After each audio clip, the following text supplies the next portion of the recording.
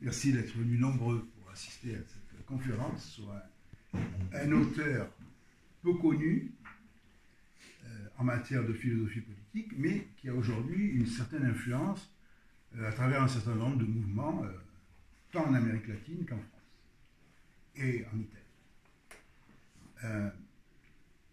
et en Espagne. Bon, je donne quelques indications rapides sur la biographie de Laclau. Laclau est né en Argentine en octobre 1935. Il est décédé en Espagne en avril 2014. Donc il a fait des études de sociologie d'histoire, c'est sa formation initiale, et puis il s'est spécialisé en politologie. À partir de 1986, il va être affecté en Angleterre à l'université d'Essex, où il a animé un programme d'analyse du discours. Je précise que pendant 30 ans, il a eu pour compagne Chantal Mouffe, que peut-être vous connaissez davantage, elle-même d'origine belge, professeure aussi de politologie et enseignant en Grande-Bretagne dans la même université. Alors, Laclau, pour mémoire, rappelons que, né en Argentine, les premières années de sa vie, les premières années aussi de sa formation intellectuelle, a été beaucoup marquée, on en parlera peut-être ultérieurement, sur l'expérience du péronisme. Péron et après les gouvernements Kouchner 2002-2007 qu'il a soutenu et les gouvernements de Madame de Kouchner, l'épouse de Kouchner, qui a été au pouvoir jusqu'en 2015. Alors, je vais retenir 3 éléments pour cerner un peu une pensée qui est assez complexe.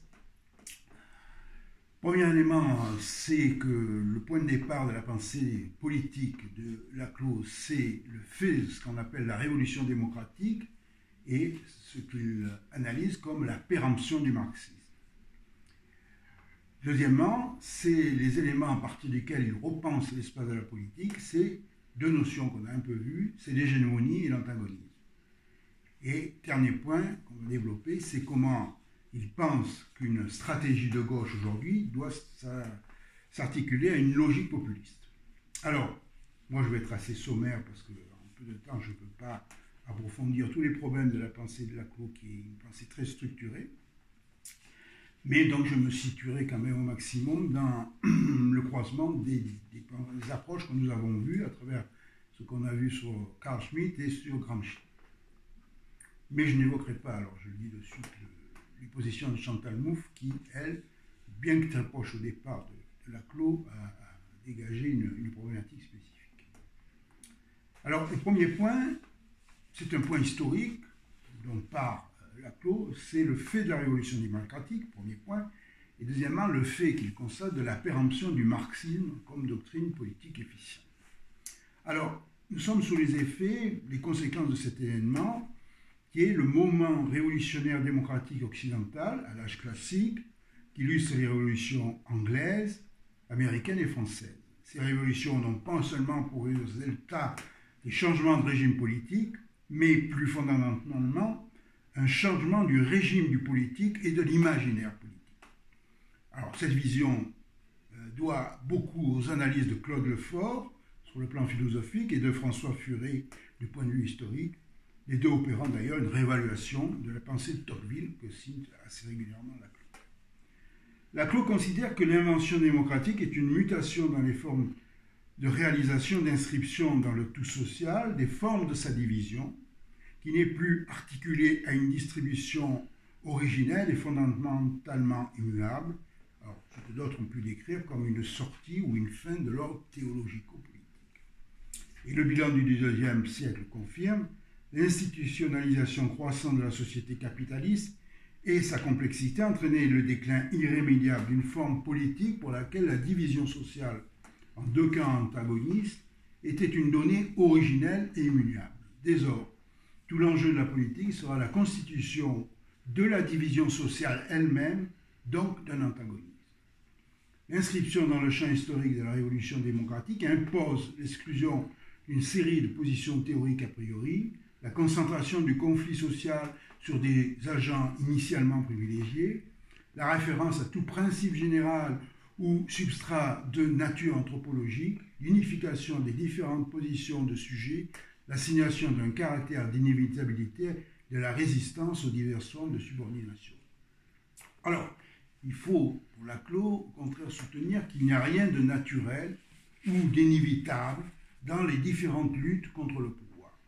Il est nécessaire d'expliquer dans chaque cas les raisons de leurs émergences et les différentes modalités qu'elles peuvent prendre. La lutte contre la subordination, alors, ne peut pas résulter de la situation de subordination elle-même. Alors, certes, on peut affirmer, et Laclos ne conteste pas avec Foucault, que partout où il y a pouvoir, il y a résistance, mais c'est seulement dans certains cas que ces formes de résistance ont un caractère politique destiné à remettre en cause les relations de subordination en tant que telles. S'il n'y a pas la représentation d'une alternative, la résistance purement négative n'est pas politique. Elle peut d'ailleurs, en tant que revendication, trouver au niveau de l'État et de ses appareils une satisfaction particulière. À l'opposé, une lutte politique est un type d'action dont l'objectif est la transformation de la relation sociale elle-même qui enferme un sujet dans une situation de subordination. Le problème central, c'est d'identifier les conditions discursives d'émergence d'une action collective, destinée à lutter contre les inégalités et à contester les relations de subordination, identifier les conditions dans lesquelles une relation de subordination devient une relation d'oppression et s'établit comme lieu d'un antagonisme. Alors, des distinctions vont s'imposer ici. La relation de subordination est celle dans laquelle se trouve un agent qui est soumis ou dépend dans son action des décisions d'un autre. C'est manifestement le cas dans le rapport employeur-employé. Une relation d'oppression est une relation de subordination transformée en lieu d'antagonisme. Les relations de domination sont l'ensemble des relations de subordination, mais qui sont considérées comme illégitimes par un agent qui leur est extérieur. Le problème, c'est d'expliquer comment des relations d'oppression se constituent à partir des relations de subordination. Les relations de subordination, donc on l'a dit en elles-mêmes, ne peuvent pas être des relations antagoniques. Elles établissent seulement un ensemble de positions différentielles entre des agents sociaux. C'est seulement dans la mesure où le caractère différentiel positif de la position de sujet subordonné est subverti que l'antagonisme peut émerger. Ce n'est que dans les termes d'une formation discursive différente que la position différentielle de ces catégories, comment être nommé serf ou esclave, ou prolétaire ou immigré, peut être subvertie et la subordination érigée en oppression. Il n'y a pas de relation d'oppression sans la présence d'un extérieur discursif depuis lequel le discours de subordination peut être interrogé. Ceci renvoie à une thèse de facture historique. Ce n'est qu'à partir du moment où le discours démocratique devient disponible pour articuler les différentes formes de résistance à la subordination, que les conditions se réunissent pour que la lutte politique contre les différents types d'égalité est possible. Pour être mobilisé dans la lutte contre les différents types d'oppression, le principe démocratique de liberté et d'égalité doit d'abord s'imposer comme nouvelle matrice de l'imaginaire social. La rupture avec l'ancien régime est symbolisée par la Déclaration des droits de l'homme et du citoyen, qui produit les conditions discursives permettant de considérer les différentes formes d'inégalité comme illégitimes et non naturelles, les considérant ainsi équivalentes comme formes d'oppression. C'est là le pouvoir profondément subversif du discours démocratique qui permet la diffusion de l'égalité et de la liberté dans des domaines de plus en plus larges, agent de fermentation sur les différentes formes de lutte contre la subordination, qui fait apparaître la relation de subordination comme oppression. Les discours socialistes organiseront un déplacement de la critique de l'inégalité politique vers la critique de l'inégalité économique, mettant en question d'autres formes de subordination et revendiquant de nouveaux droits. En ce sens, ces revendications socialistes peuvent être considérées comme un moment interne à la révolution démocratique et seulement intelligible à partir de la logique d'équivalence que celle-ci établit. Pour qu'une relation de subordination puisse être manifestée comme une relation d'impression, il faut que l'ensemble de ces relations ne forme plus, comme dans la structure sociale holistique, un système clos de différences et dont l'extériorité de l'une à l'autre des identités, du subordonnant au subordonné. C'est dans une crise organique, terme qui vient de Gramsci, que la capacité hémogénéique des logiques de différence est ébranlée et les formes traditionnelles de l'identité des travailleurs sont remises en question. Toutes ces luttes ne sont pas défensives.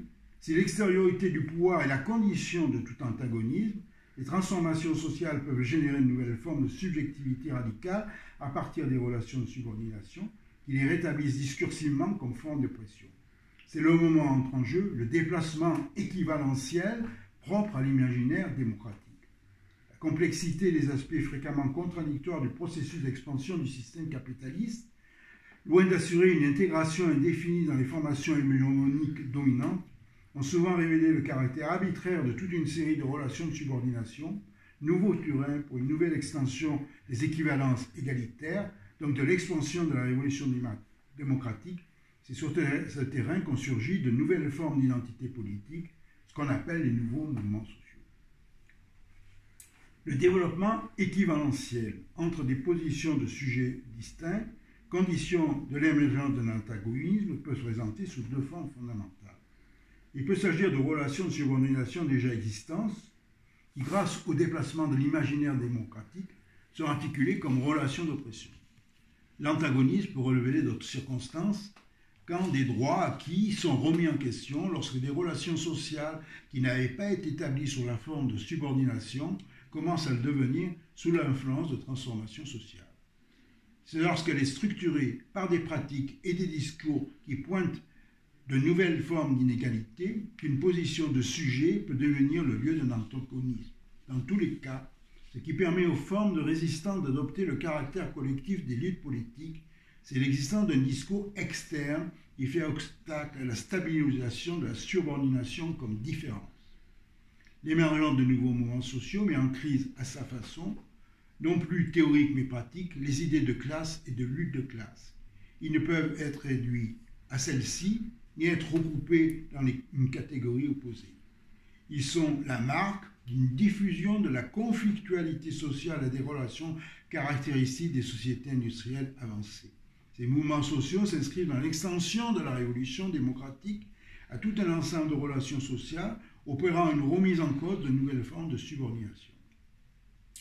D'un côté, il y a le devenir de la vision démocratique libérale en sens commun des sociétés occidentales, mettant le principe de l'égalisation des individus, selon la formule de Tocqueville, au fondement de toute conception progressiste. La permanence de cet imaginaire égalitaire permet d'établir une continuité entre les luttes du XIXe siècle contre les inégalités héritées de l'Ancien Régime et les mouvements sociaux présents. D'un autre côté, il y a la formation de nouveaux sujets politiques constitués par le rapport antagonique aux formes de subordination nouvelles provoquées par l'expansion et la transmission des rapports de production capitalistes et l'intervention constante de l'État qui en était le corollaire. La nouvelle logique capitaliste, c'est la marchandisation de la vie sociale. Aujourd'hui, ce n'est pas seulement comme vendeur de force travail que l'individu est subordonné au capital, et c'est aussi par son incorporation à une multitude d'autres relations sociales, la culture, le temps libre, la maladie, l'éducation, le sexe et même la mort. Il n'y a pratiquement plus aucun domaine de la vie individuelle ou collective qui échappe au rapport capitaliste. De nouvelles luttes ont manifesté de la résistance contre les nouvelles formes de subordination. Il y a eu une multiplication des relations sociales desquelles pouvaient naître des antagonismes et des luttes. L'habitat, la consommation, les différents services, autant de terrains de contestation des inégalités et de revendication de nouveaux droits. L'État lui-même se transforme pour remplir de nouvelles fonctions requises par le nouveau régime d'accumulation capitaliste. Face à la destruction qu'il implique des solidarités traditionnelles, communautaires ou familiales, il tend à prendre en charge la maladie, la perte d'emploi, la vieillesse, etc. Il intervient des niveaux toujours plus nombreux de la reproduction sociale, conduisant à un accroissement de la bureaucratisation de ces pratiques, devenant lui-même source d'inégalités et de conflits. Il impose de multiples formes de vigilance et de régulation dans les relations sociales qui déplacent la ligne de démarcation entre public et privé. Double effet. D'un côté, c'est la révélation du caractère politique des relations sociales et le fait que ces dernières sont toujours le résultat d'un mode d'institution qui leur confère leur forme et leur signification. D'un autre côté, l'intervention de l'État se lie à l'imposition de nouvelles formes de subordination. La conséquence est d'abord l'extinction des revendications adressées à l'État qui est pas responsable du bien-être des citoyens, et c'est ensuite la transformation de la notion de citoyenneté, puisque l'État social, au-delà des droits politiques, attribue aux citoyens des droits sociaux. Le discours libéral démocratique est profondément modifié par cet élargissement de la sphère des droits qui conduit à une redéfinition des concepts de justice, d'équité et d'égalité. Nous avons simultanément l'expansion du champ de la conflictualité sociale et l'émergence de nouveaux sujets politiques dans la dépendance de ce double contexte, marchandisation et bureaucratisation des relations sociales et reformulation du discours libéral démocratique. Mais ces nouvelles conditions ne modifient pas le fait que les antagonismes nouveaux qui apparaissent restent dépendants dans leur forme de la construction d'une identité sociale, d'une position de sujet surdéterminé à partir de l'équivalence entre l'ensemble des éléments qui conduit à externaliser ceux auxquels ils s'opposent. Une nouvelle lutte s'inscrit dans cette double perspective, la transformation des relations sociales caractéristiques des nouvelles formations hégémoniques et l'effet de déplacement de l'imaginaire égalitaire construit à partir du discours libéral démocratique vers de nouvelles zones de la vie sociale, cadre nécessaire à la mise en question des différentes relations de subordination et la revendication de nouveaux droits. Jusqu'ici, l'émergence de nouveaux antagonismes de sujets politiques était liée à la généralisation de la révolution démocratique. À la prolifération des antagonismes a correspondu la fragmentation des sujets unitaires des luttes sociales. Ainsi, toutes les discussions à partir de la fin du XIXe siècle sur l'unité de la classe ouvrière conduisaient à la reconnaissance d'une pluralité du social et du caractère non suturé de toute identité politique. Loin d'une limite, cela fournissait le terrain d'un approfondissement de la révolution démocratique. Une critique du concept de sujet unifié en résultait, engageant un renoncement à une catégorie comme entité unitaire, transparente et suturée, et en contrepartie, la reconnaissance de la dispersion discursive à l'intérieur de laquelle toute position de sujet se constitue. C'est la condition pour penser la multiplicité de laquelle émergent les antagonismes dans la société, où la révolution démocratique a franchi un certain seuil. C'est le champ théorique de ce qu'on appelle la démocratie radicale chez Laclau. Alors Laclau va faire explicitement de l'hégémonie, dont il revendique la source dans la réflexion de Gramsci, comme le terrain même sur lequel toute relation politique se trouve effectivement constituée. C'est bien à partir de là que va s'opérer un déplacement dans les catégories de base de la théorie politique. Alors pour comprendre cela, Laclau propose de repartir de Marx, et en particulier de deux passages de l'introduction à la critique de la philosophie du droit de Hegel, un texte publié par Marx en février 1844, texte qui recèle et scelle en quelque sorte déjà toutes les limitations de la pensée politique marxiste. Le premier de ces passages, dans ce texte, évoque, élément fondamental dans la transformation des analyses de Marx, la formation du prolétariat issu du développement industriel. Il y anticipe la prolétarisation généralisée, la dissolution de toutes les couches moyennes. Le prolétariat est ainsi porteur d'une double signification. Il est en acte la dissolution de tout l'ordre antérieur dont il est le produit. Il est le fondement objectif d'un ordre nouveau, celui qui accomplira une émancipation universelle. Nous avons là un thème qui ne cessera d'habiter les textes ultérieurs de Marx. Le second passage de ce texte évoque plus précisément la base d'une révolution partielle, proprement politique, et non plus une autodissolution de la société. On a alors une partie de la société civile bourgeoise qui s'émancipe et parvient à dominer l'ensemble de la société. Une classe déterminée entreprend, à partir de sa situation particulière, l'émancipation générale de la société. Il s'agit donc dans la révolution politique de produire la coïncidence de la transformation d'un peuple avec l'émancipation d'une classe particulière. Il faut donc alors produire un clivage radical de l'ordre social.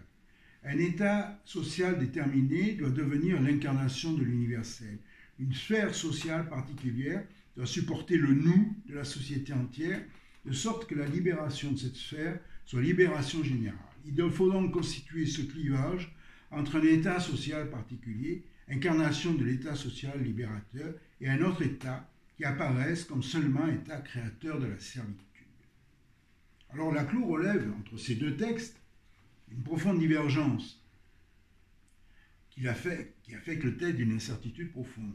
Dans un cas, on voit bien que Marx pense une dissolution brutale de la société qui produit l'émancipation.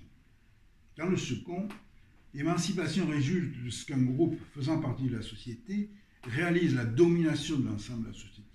Dans ce sens, c'est en passant par la particularité que se produisent des effets d'universalisation. Le premier passage nous met en présence d'une source de l'ambivalence marxiste à l'égard de la politique, la rendant en un sens impensable. Laclos identifie l'effet de ce qu'il appelle l'hypothèse socio-téléologique de Marx.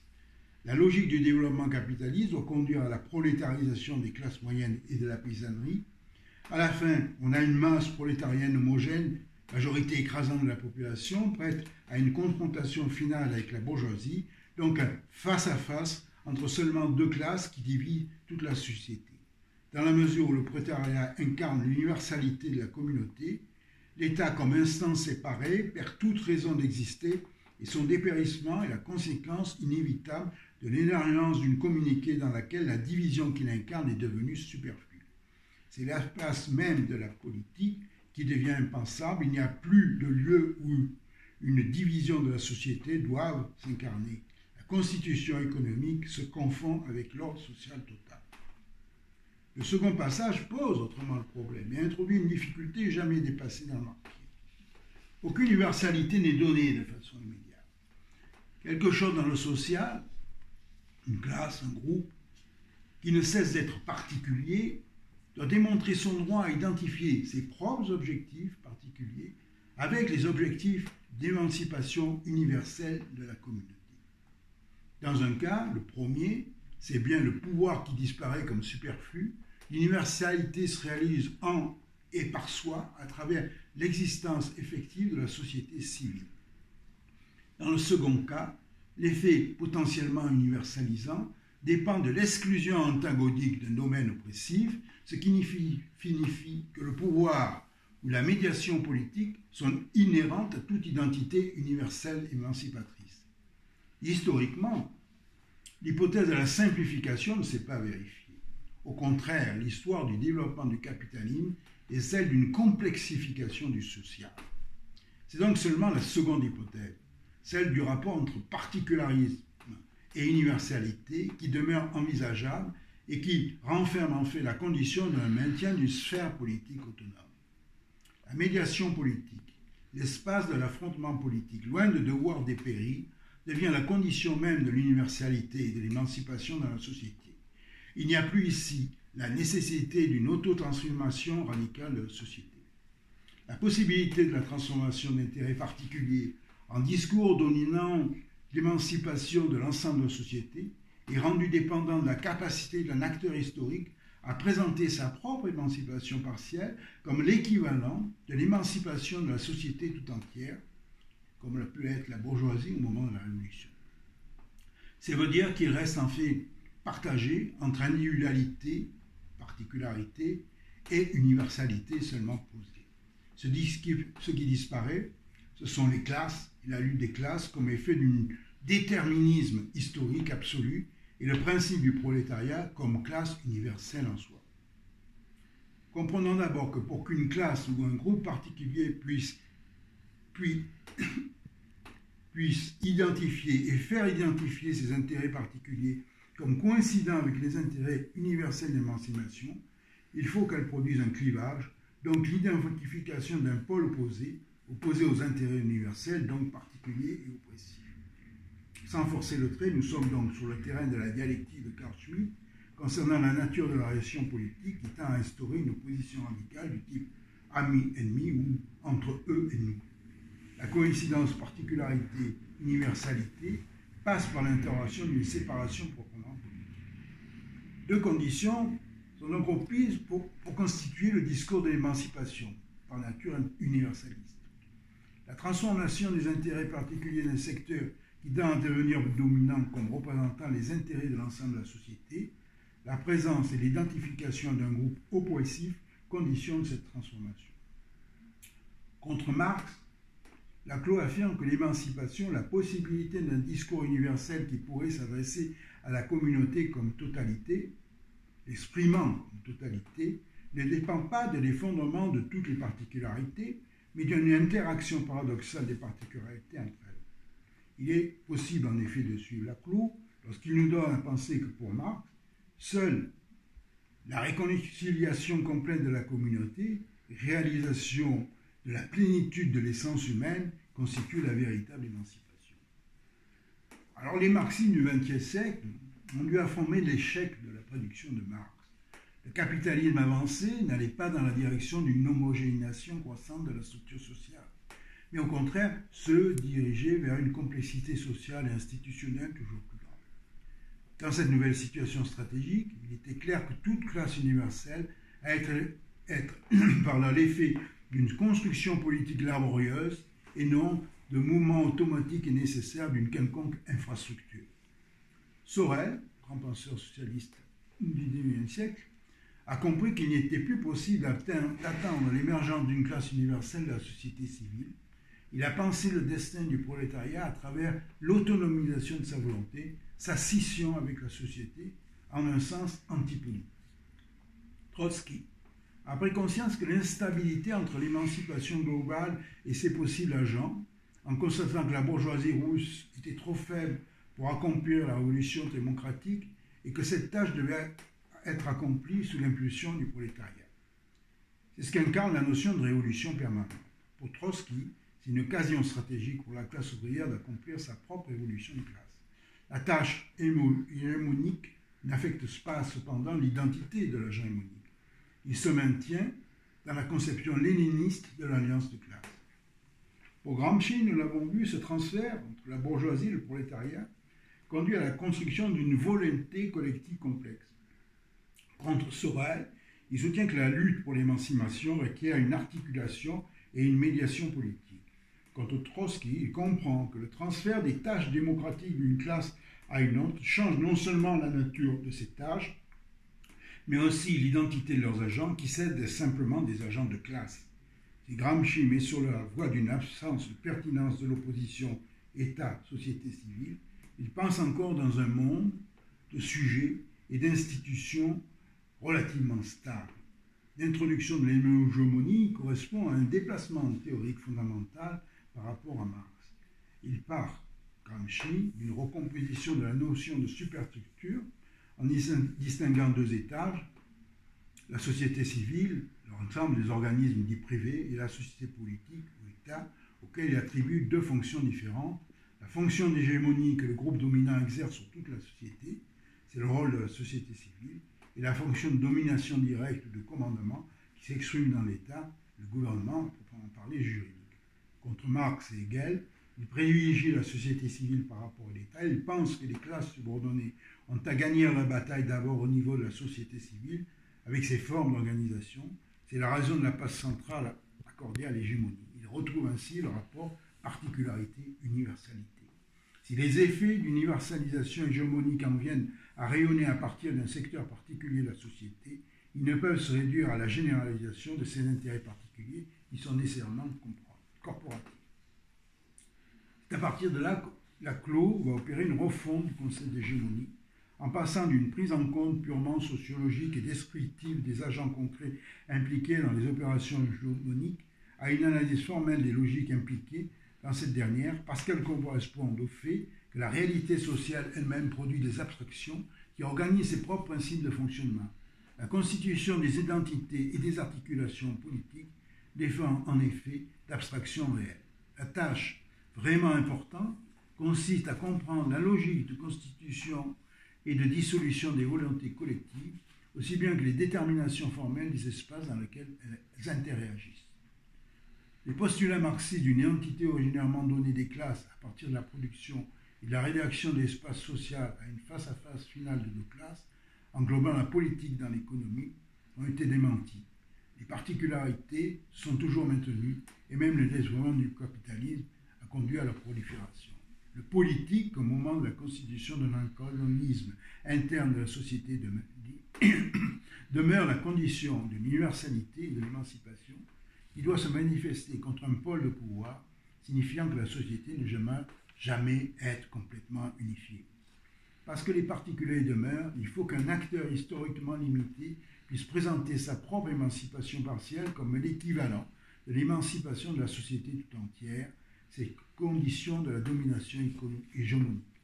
Cette dimension holistique, entre parenthèses, l'incarnation du tout, ne peut pas être réduite à la particularité qui se charge de la représenter. Sa possibilité implique une autonomisation de la sphère des représentations, articulée collectivement dans des dispositifs discursifs, des montages complexes d'éléments signifiants et d'éléments institutionnels et organisationnels, vis-à-vis des dispositifs de pure domination, qui ramènent la mise en jeu d'un pur rapport de force, comme dans l'élément répressif de l'appareil étatique.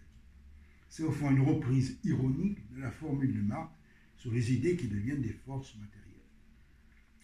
Si la domination implique une subordination politique, la distribution des gouvernants et des gouvernés, cette dernière ne peut être accomplie qu'à travers un processus d'universalisation qui rend toute domination instable, puisqu'elle dépend de la capacité conflictuelle d'une particularité d'être l'incarnation, représentation de la totalité dans sa division. Ce que Gramsci a permis d'opérer, c'est un déplacement double, donc par rapport à Hegel et par rapport à Marx. Contre Hegel, il situe le centre de gravité de la politique dans la société civile et non dans l'État. Toute classe universelle née de la société civile et donc d'une sphère séparée et constituée au-dessus d'elle. Contre Marx, le moment d'universalité demeure un moment politique, donc de construction d'un antagonisme et non une réconciliation de la société avec sa propre essence. La seule universalité qu'une société peut entraîner est une universalité hégémonique, contaminée par la particularité et en ce sens toujours partielle. Les mentions à une dimension nécessairement universaliste se réalisent en fait uniquement à travers des identifications éphémères aux objectifs d'un secteur social particulier. Il s'agit d'une universalité contingente, effet d'une surdétermination circonstancielle, non plus le produit d'une téléologie sociale. Elle requiert de manière constitutive la médiation politique, donc la mise en place d'un antagonisme et les relations de représentation. La Clôt part d'une réalité historique contemporaine, la nouvelle articulation hégémonique qui a défini le discours du conservatisme libéral, Thatcher-Reagan, qui par un système d'équivalence unifie de multiples positions de sujets autour d'une définition individualiste des droits et d'une conception négative de la liberté. C'est un déplacement de la fonction du social. Un ensemble de positions de sujets acceptés comme différences légitimes dans la formation hégémonique correspondant à l'état-providence sont exclus du champ des positivités sociales et analysés comme négatives. On connaît la formule de Reagan, l'État n'est pas la solution, mais le problème. Une alternative de gauche peut seulement consister à construire un système d'équivalents différents qui établissent la division sociale sur une nouvelle base. La tâche de la gauche ne peut pas être de renoncer à la conception libérale démocratique, mais au contraire de l'approfondir et de l'étendre dans le sens d'une démocratie radicale plurielle. Le sens du discours libéral sur les droits individuels n'est pas définitivement fixé. Il peut, on le voit, s'articuler avec des éléments de discours conservateurs, mais une telle articulation n'a rien de nécessaire, donc les éléments de ce discours peuvent être le champ d'une lutte hégémonique. La stratégie hégémonique de gauche suppose une extinction radicale des luttes démocratiques à l'ensemble des domaines des relations sociales. Cependant, pour condition, selon Laclos, des changements radicaux dans l'imaginaire politique de gauche. L'obstacle fondamental, on le voit, c'est l'a priorisme essentialiste. La conviction que la société est suturée en un certain point, depuis lequel il est possible de fixer la signification de tout événement, indépendamment de toute pratique articulatoire, mettant en échec la compréhension des déplacements constants des points nodaux qui structurent une formation sociale. Le point nodal fondamental de l'imaginaire politique de la gauche, c'est le concept classique de révolution dans sa forme jacobine. et condense deux visions. D'une part, la surdétermination d'une série de luttes en ce point de rupture politique, duquel survient une multiplicité d'effets qui s'étendent à tout le tissu de la société, au point de considérer que le renversement violent d'un régime répressif soit la condition de tout progrès démocratique. D'autre part, le caractère de fondation de la révolutionnaire, l'institution d'un point de concentration du pouvoir depuis lequel la société puisse être rationnellement réorganisée. Ce schéma est incompatible avec la pluralité et l'ouverture de la démocratie radicale. C'est ici que le concept de guerre de position de Gramsci prend son sens. Toute transformation radicale a un caractère processuel. L'acte révolutionnaire n'est qu'un moment d'intensification du processus. Le concept classique de socialisme, la disparition de la propriété des moyens de production conduisant à l'extinction de toute forme de subordination, s'est avéré être faux. Il faut partir de l'autonomisation de sphères de lutte et de la multiplication des espaces politiques incompatibles avec la concentration du pouvoir et du savoir qu'implique le jacobinisme et ses variantes marxistes.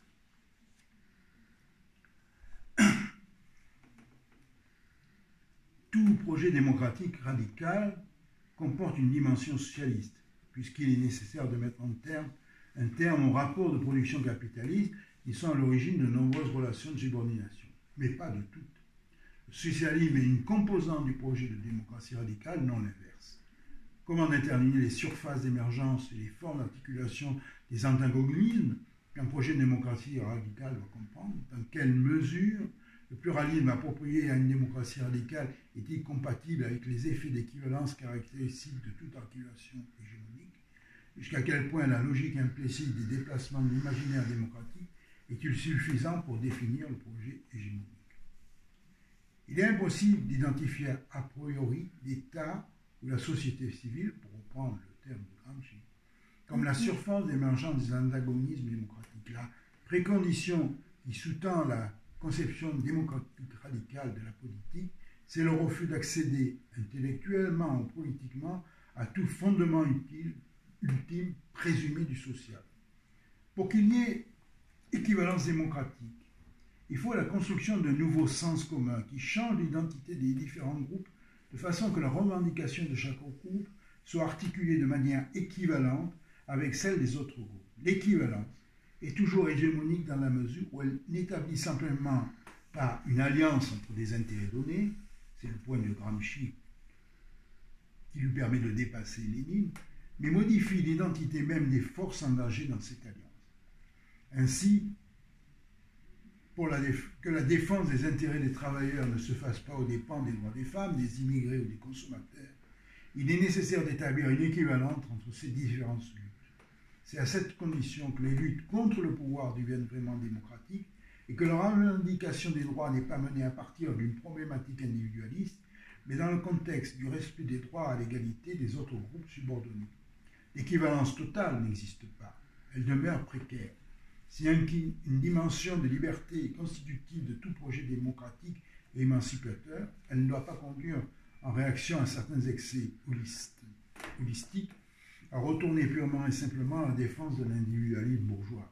C'est évidemment l'idée des droits naturels antérieurs à la société et la dichotomie individu-société qui doivent être abandonnées, conduisant à poser autrement le problème des droits. C'est la notion de droit démocratique, de droits qui ne peuvent être exercés que collectivement et qui suppose l'existence de droits égaux pour les autres. La question est donc celle de l'extension des droits démocratiques, ce qui ne peut se limiter à l'économie, terrain des luttes spécifiquement anticapitalistes.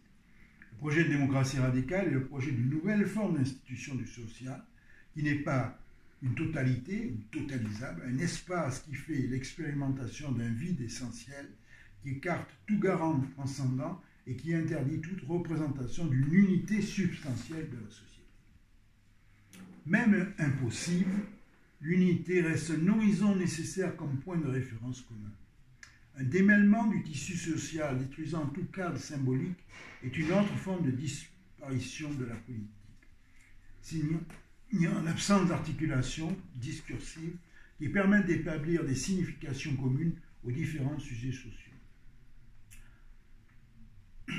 Entre la logique d'identité complète et celle de la pure différence, L'expérience démocratique doit consister à la reconnaissance de la multiplicité des logiques sociales, aussi bien que la nécessité de leur articulation, et cette articulation doit être recréée et renégociée perpétuellement.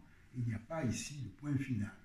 La logique démocratique ne peut suffire à formuler un projet économique. Elle n'est que le déplacement équivalentiel de l'imaginaire égalitaire à des relations toujours plus étendues, une logique d'élimination des relations de subordination et des inégalités. Elle ne peut fixer un point nodal autour duquel le tissu social pourra se reconstituer. Aucun projet hégémonique ne peut être exclusivement fondé sur la logique démocratique. Il doit aussi consister en un ensemble de propositions pour l'organisation politique et sociale. Toute position hégémonique est fondée sur un équilibre instable. La construction part de la négativité, mais n'est consolidée que dans la mesure où elle parvient à constituer la positivité du social. Sans utopie, sans la possibilité de recréer un ordre jusqu'au point où nous pouvons le menacer, il n'y a aucune possibilité de constituer un imaginaire radical. La présence de cet imaginaire comme ensemble de significations symboliques qui totalise une négativité et en un certain nombre social était absolument essentielle à la constitution de toute pensée de gauche. La thématique du pôle plus va être une mise à l'épreuve de cette élaboration théorique. Le peuple ne constitue pas une expression idéologique, mais une relation réelle entre des acteurs sociaux. C'est une manière de constituer l'unité du groupe. Ce n'est pas le seul moyen pour parvenir à ce résultat. D'autres logiques sont l'œuvre dans le social, qui rendent possible des entités différentes. Pour isoler la spécificité d'une pratique articulatoire populiste, il faut isoler l'unité de la plus petite à partir de laquelle définir le type d'unité que le peuple rend disponible. Ce point de départ est fourni par la catégorie de demande sociale, qui peut se manifester de diverses manières, une pétition, une réclamation, une exigence. La question est celle donc des demandes isolées et de leur possible articulation. Une demande isolée peut être satisfaite, cela ne produit rien. Une demande isolée qui demeure insatisfaite peut s'accumuler avec d'autres demandes isolées insatisfaites. À un certain niveau d'accumulation de ces demandes insatisfaites, le système institutionnel ne sera plus de plus en plus incapable de les intégrer de manière différenciée, chacune isolée des autres, ce qui établit entre elles une relation d'équivalence sans l'intervention de facteurs extérieurs et la constitution d'un fossé de plus en plus grand entre le système institutionnel et les gens. Nous avons affaire à la formation d'une frontière intérieure à la dichotomisation de l'éventail politique local à travers l'émergence d'une chaîne de demandes insatisfaites équivalentes. Laclos distingue demande démocratique, une demande qui satisfait ou non demeure isolée, demande qui correspond à un besoin objectif d'un groupe de gens, et demande populaire, les demandes qui, à travers leur articulation, fondée sur leur équivalence, construisent une subjectivité sociale plus large. Elles commencent à un niveau embryonnaire à constituer le peuple comme acteur historique potentiel. Donc, nous avons la formation d'une frontière intérieure antagonique qui sépare le peuple, les gens, du pouvoir, du groupe qui se manifeste comme détenteur du pouvoir, et une articulation de demandes équivalentes qui rend possible l'émergence du peuple. Lorsque la mobilisation politique atteint un niveau supérieur, l'unification des différentes demandes dont l'équivalence n'avait pas dépassé un vague sentiment de solidarité, sa réalisation tend à un système stable de signification. Pour que surgisse une subjectivité populaire, il faut une extension des chaînes d'équivalence et leur unification symbolique. Donc 3 éléments. L'unification d'une pluralité de demandes dans une chaîne d'équivalence, la constitution d'une frontière intérieure partageant la société en 2 camps, la construction symbolique d'une identité polaire qui qualitativement n'est pas la simple addition des maillons équivalents. Laclos s'interroge sur la nature de la logique de la formation des identités collectives, dont l'élément fondamental est fourni par les signifiants imaginaires sociaux. Il ne faut pas chercher l'unité d'une société. Elle ne peut être saisie comme un objet plein, une communauté totale. Elle peut être que totalité visée, n'existe que sous la forme d'un manque dont il n'y a que des tenants-lieux, parce que l'espace social est un espace antagonique, essentiellement fracturé. Il ne peut donc être que discursif et symbolique. Très clairement, pour Laclos, le discours constitue le terrain premier de la constitution de l'objectivité sociale comme telle. En entendant le discours, un ensemble d'éléments, pas seulement de paroles et d'écriture, dans lesquels les relations jouent un rôle constitutif. La société se donne ainsi avant tout comme un ensemble de rapports entre des entités régies par une logique de différence. Ce n'est ni un sujet, ni une substance. Donc l'objectif névralgique est une redéfinition des rapports qui unissent les demandes démocratiques que nous avons évoquées aux identités polaires, aux moyens desquels s'effectue leur transformation en pratique, identités productrices d'homogénéité qui collectivisent à la fois des représentations et des affects. Les demandes démocratiques sont des revendications d'égalité, de reconnaissance ou d'inclusion émanant de groupes particuliers qui ont en commun d'affronter la résistance, sinon la répression d'un pouvoir établi. Les identités polaires sont alors des équivalences imaginaires entre les revendications qui autour d'un même signifiant, d'autant plus vide qu'il est plus englobant ou qu'il acquiert une plus grande universalité, c'est évidemment le cas du peuple, permettent au sujet de se nommer de façon homogène et collective, en rejetant hors de la communauté l'ennemi en qui ils identifient l'obstacle à leur affirmation. Ce sont les privilégiés, le pouvoir en général. Le social, comme espace de réalisation des logiques politiques, n'existe que si une partie se considère comme le tout. C'est une formule de rhétorique, c'est une synecdoque. Si elle se donne une signification universelle en unifiant un ensemble de demandes particulières en un système d'équivalence. Qu'une particulière se donne comme universelle, c'est l'opération même de l'hégémonie. Il faut saisir que cette unification des discours par un imaginaire ne porte pas seulement sur les signifiants, mais aussi nécessairement sur les investissements affectifs, ces opérations cristallisent les modalités ontologiques de la constitution des individualités collectives dans le mouvement même de leur opposition de l'extension. En frontière intérieure, l'antagonisme constitutif renvoie en fait à un conflit entre deux hégémonies rivales, car il y a toujours l'opposition du nous et de il. Il y a bien deux façons de définir l'unité polaire. Il y a une logique de la différence, celle de l'État, qui pose une reconnaissance, ordonnance hiérarchique des différences, donc en opère une satisfaction partielle, contre leur neutralisation horizontale par une logique d'équivalence démocratique. Chacune de ces logiques hégémoniques s'articule à un signifiant vide. Entre elles, objet du conflit, existent des signifiants flottants, susceptibles de s'incorporer dans des dispositifs hégémoniques opposés. Le dispositif qui configure la multitude d'un peuple, toujours sous condition d'une conjoncture historique, et nous le savons déjà, un dispositif rhétorique. Nous avons vu ainsi que cette mise en scène et mise en jeu du peuple est mise en œuvre dans une stratégie qui consiste à nommer l'ennemi avec lequel entretenir un antagonisme et à unifier l'ensemble des forces et des demandes populaires contre cet ennemi. L'opérateur de cette unification est un signifiant vidé de tout contenu social particulier.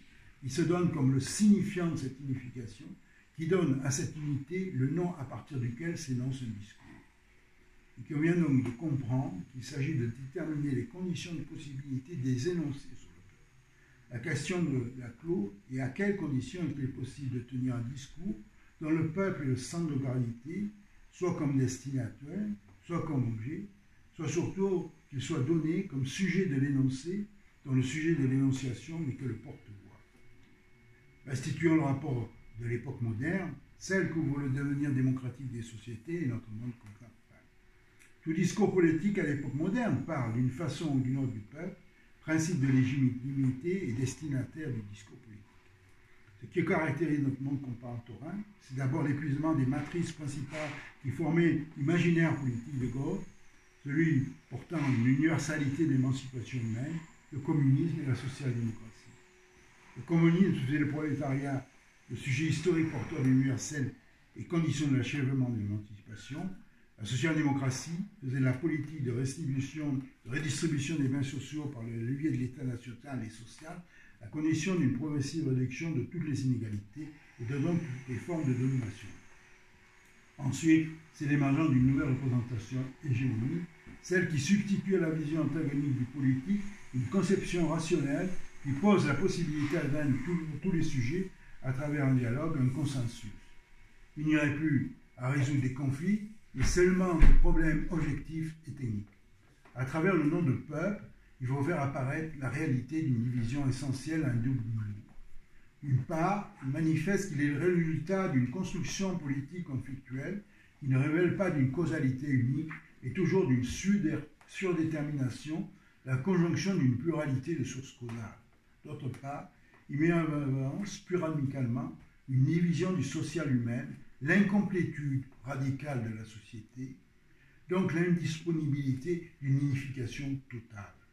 Lacan pointe la difficulté que doit affronter la pensée politique aujourd'hui.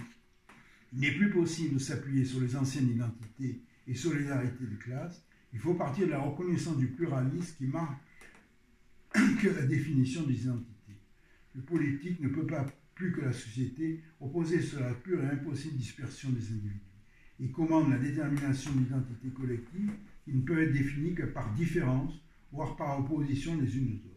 Division politique et division sociale ne sont pas des moments négatifs, époque, selon le mot de Marx, l'inachèvement relevé dans le communisme par la réconciliation de la société avec elle-même. Pas plus que la dispersion absolue, l'unification absolue est politiquement pensable et socialement possible. Ce qui est récusé, c'est la pensée de la formation sociale sous la métaphore de l'organisme qui hante tant de conceptions, soit d'un tout dont les éléments sont complémentaires les uns par rapport aux autres, tout logiquement et ontologiquement antérieurs aux éléments qu'ils composent. C'est ici la fonction heuristique du concept d'articulation introduit par Lacan. Les éléments réunis forment bien une organisation, et celle-ci demeure extérieure aux éléments. Le modèle pour Lacan est celui de la linguistique saussurienne qui affirme l'inexistence d'une relation essentielle entre le signifiant et le signifié dans le signe et la détermination différentielle de toute identité. Si par discours on comprend l'articulation d'une multiplicité d'éléments, la structuration d'un système dans lequel les termes n'ont d'identité que par relation, alors la politique est une pratique discursive parmi d'autres. Nous touchons ici à un point spécifique de complexification du discours de Lacan. Nous sommes dans un dispositif théoriquement contraint. La société est nécessairement un tout. La pure dispersion est un impassable. Songeons aux hommes dans la forêt primitive de Rousseau. On ne pourrait même plus parler d'identité, mais ce tout ne peut jamais être une totalité intégralement unifiée. Pour Lacan, deux types de relations rendent possible la construction du tout social, la différence et l'équivalence. Le modèle théorique demeure celui de la linguistique. La différence correspond à l'axe syntagmatique selon lequel se distribuent les éléments énoncés. L'équivalence correspond à l'axe paradigmatique qui enveloppe les termes substituables à celui qui a été énoncé. L'exclusivité de chacune des relations conduit en fait ce domaine opposé à une suppression du politique. Un modèle de purène de l'équivalence et l'état de nature chez Hobbes, une pure égalité des désirs, conduit à un état de guerre généralisé, un conflit indéfini, aboutissant à une dispersion totale. Le purène de la différence s'assimilerait à une gestion purement administrative de la population distribuée en position fixe. La différence rend raison de la place de chaque terme en rapport plus ou moins complémentaire avec les autres. Nous avons déjà rencontré cette idée que dans la société moderne, il y a une complexification qui multiplie les rapports dans les différences. L'équivalence est saisissable aussi à partir de l'opération du passage de la société d'ordre à une société d'individus. Chaque citoyen est également membre du peuple en négligeant les différences et les particularités de chacun qui demeure, et le peuple en totalité demeure une irréalité. La torsion populiste, c'est d'affirmer que cette relation d'équivalence doit se déterminer à partir d'une limite, qu'il faut donc que la société se divise en deux camps, qu'une partie de la totalité prétende jouer le rôle de la totalité de la communauté. Peuple est le nom dans lequel une multitude se reconnaît comme étant une. Ce n'est pas parce qu'une multitude a en elle des causes ou des raisons de s'unir qu'elle forme un peuple, c'est parce qu'au cours d'un conflit, elle se nomme peuple qu'elle est unifiée en un peuple. Cette unification, l'en vue, ne peut provenir que d'une opération par laquelle un des termes de l'ensemble est retiré du jeu des relations, donc vidé de son identité différentielle, pour jouer le rôle de signifiant du tout sans prétendre le circonscrire objectivement. un peu comme l'or fonctionne comme équivalent général des échanges marchands. Dans le discours politique, peuple est donc un signifiant vide vecteur de la construction d'un collectif qu'il investit effectivement comme représentant son être en sa totalité absente, totalité qui ne peut être nommée qu'en opposition à une autre. Peuple ne décrit pas une donnée sociale, mais une articulation de demandes hétérogènes mises en équivalence face à une autorité posée comme antagonique. C'est la mise en évidence de manque face à ce qui apparaît comme obstacle à lever pour que le manque soit comblé. Peuple nomme le sujet manquant de ce qui est exigé, mais ce qui est fondamentalement manqué, c'est la société comme totalité dans laquelle le manque ne serait plus. Peuple nomme cette plénitude absente. Je cite Laclos, nous commençons à comprendre pourquoi la plèbe se voit comme populus, la partie comme le tout, puisque la plénitude de la communauté est précisément l'envers imaginaire d'une situation vécue comme être déficient. Ceux qui sont responsables de cette situation ne peuvent constituer une partie légitime de la communauté. La rupture avec eux est inévitable. La question décisive devient celle du statut accordé à cette plénitude, à ce peuple manqué, posé comme horizon d'attente dans le combat. Laclos évoque Lacan. Il le situe dans le cadre de l'imaginaire qui ne se confond en rien avec l'irréel, c'est-à-dire de comprendre comment, à l'instant de l'objet petit a de Lacan, une partie peut valoir pour le tout, peut-être le tout pour l'affect qu'il investit, tout en rendant compte du fait que la totalité pleine ne peut exister hors de l'imaginaire. C'est l'investissement pulsionnel qui fait de l'objet partiel, celui qui vaut pour le tout. Politiquement, c'est aussi l'investissement affectif qui fixera tel ou tel signifiant au rang de celui qui signifie la plénitude manquée. C'est cela la relation hégémonique.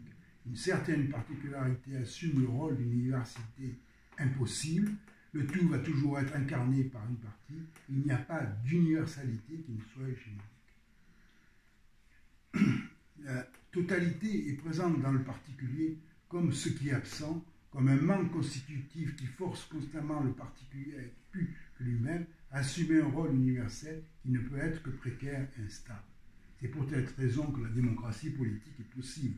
Une série d'entités finie et particulière qui s'efforcent de remplir des tâches universelles hors de leur portée, mais qui par suite ne peuvent jamais dissimuler entièrement la distance entre la tâche à remplir et l'identité, et peuvent toujours être remplacées par d'autres groupes. La démocratie est par essence incomplète et provisoire. La logique de la différence, c'est la distribution des places, ainsi que leur articulation par la détermination des particularités, les distinctions en genre et espèces, et donc les différences spécifiques justifiant de façon nécessaire les articulations au sein de l'ordre constitué.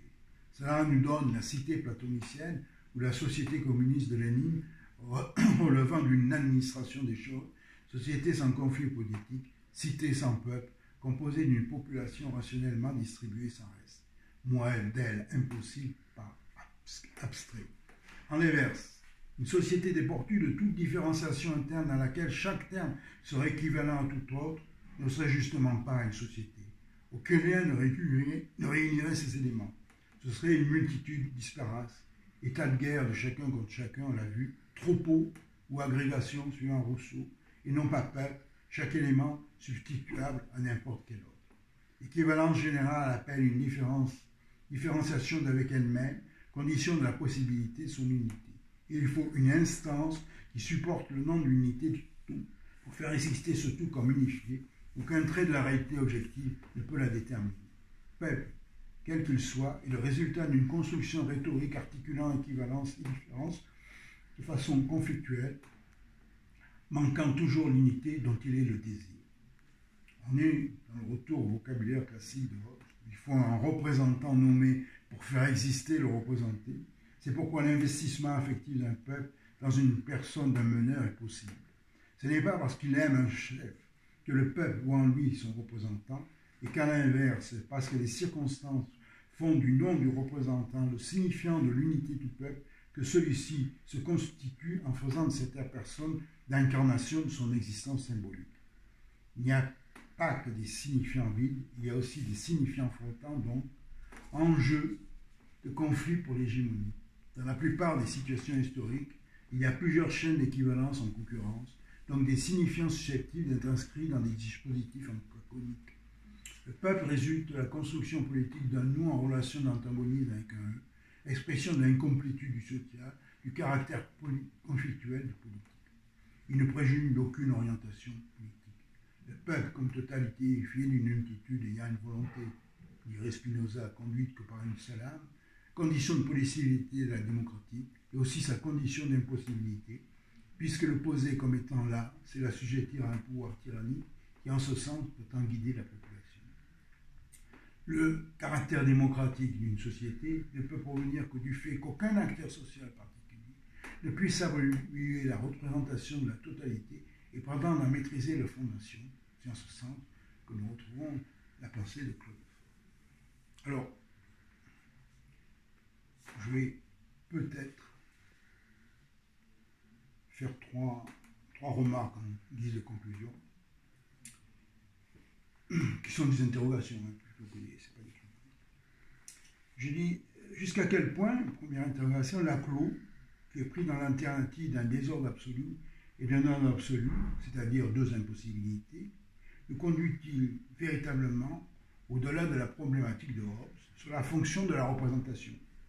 N'est-il pas simplement dans la continuité de ce renversement, comme on le voit chez Sieyès, et finalement, à l'opposé de toute démocratie absolue, celle que voulait Rousseau, celle sans représentation, justement, ne conduit-il pas finalement, comme chez, par exemple, Chantal Mouffe, à considérer que la démocratie représentative est un cadre indépassable?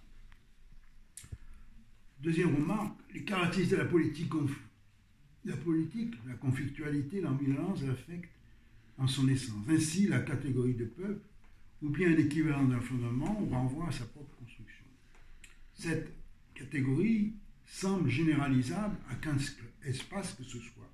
En revanche, celle de peuple, si vide que soit le signifiant de référence, ne semble pas utilisable au-delà de certaines limites. Posons-nous la question. Que serait un populisme à l'échelle mondiale? Le cadre dans lequel peut s'effectuer la politisation des revendications démocratiques se rabat donc tendanciellement sur la nation ou ses substituts. Que se passe-t-il lorsque le pouvoir antagonique des revendications démocratiques ne peut plus se circoncire dans sa dimension étatique? Avons-nous échappé à Carl Schmitt et à la position Negri? La position Negri ne doit pas être interrogée. En fait, il a co-construit une scène primitive de demande qui se distingue de tendances ou d'intérêts sociaux préexistants. Il y a des demandes de liberté et d'égalité dont on ne peut rien dire, sauf qu'elles doivent exister. C'est un peu comme avec la réalité nominale kantienne. De fait, le problème n'est pas plutôt de réfléchir aux conditions dans lesquelles des revendications populaires nécessairement ambivalentes peuvent être démocratisées, servir à l'émancipation, donc conduire à une critique des formes de subordination et de domination, donc aussi à produire une transformation géologique.